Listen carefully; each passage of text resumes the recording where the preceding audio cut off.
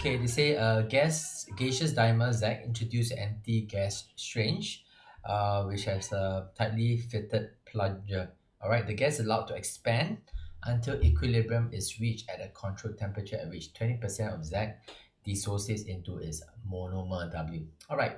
Okay, for this question, right, so generally what we like to do is this, all right, we have to write the equation first, and then we are thinking of doing IC table, all right.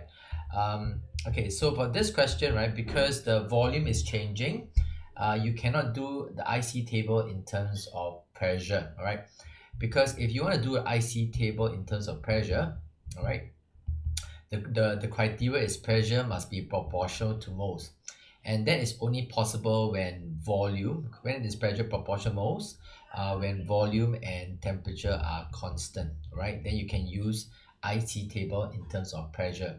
But since in this case the volume is changing, you cannot use IC table in terms of pressure. You have to do it in terms of moles. All right. So let's see how this is done.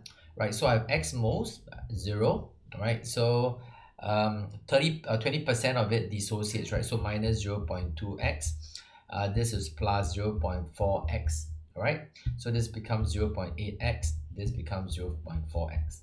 All right, so the total number of moles here is actually 1.2x. Okay, the total number of moles is actually 1.2x if you plus them together. All right, this is total moles. Okay, since the plunger doesn't move at equilibrium, we can take it as the inside pressure of the gas is the same as the outside pressure of gas, and we're going to take it to be 1 atm. All right, we're going to take it to 1 atm. So at equilibrium, we can say that the gas inside here is also 1 atm. All right. Okay, so how do you find out Kp?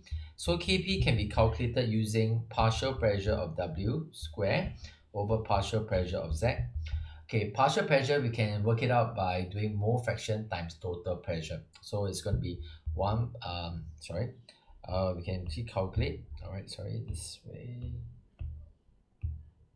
Okay, so 0.4x over 1.2x times 1, okay, because it's 1 atm, that's the total pressure. Okay, we're actually applying this formula. Partial pressure for any gas is actually mole fraction times total pressure. That's the formula I'm applying. So times 1, so but never mind, because this is 1, so square over partial pressure of Z, which is mole fraction again, 0.8x, divided by 1.2x, okay, times 1, so just like that.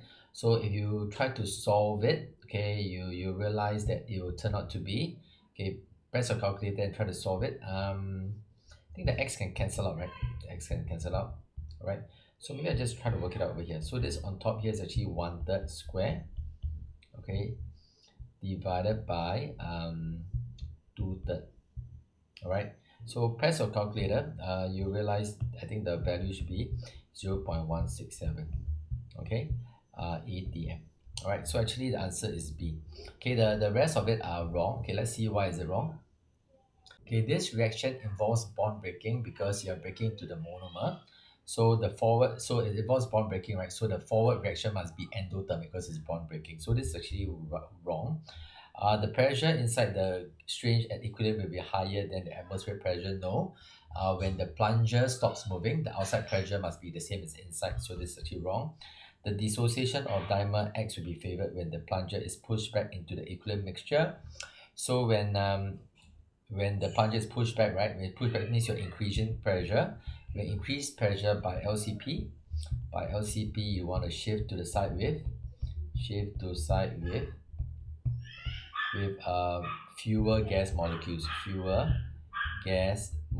to decrease pressure, to decrease the pressure. All right, so which means to decrease, so you should shift to the imply shift left.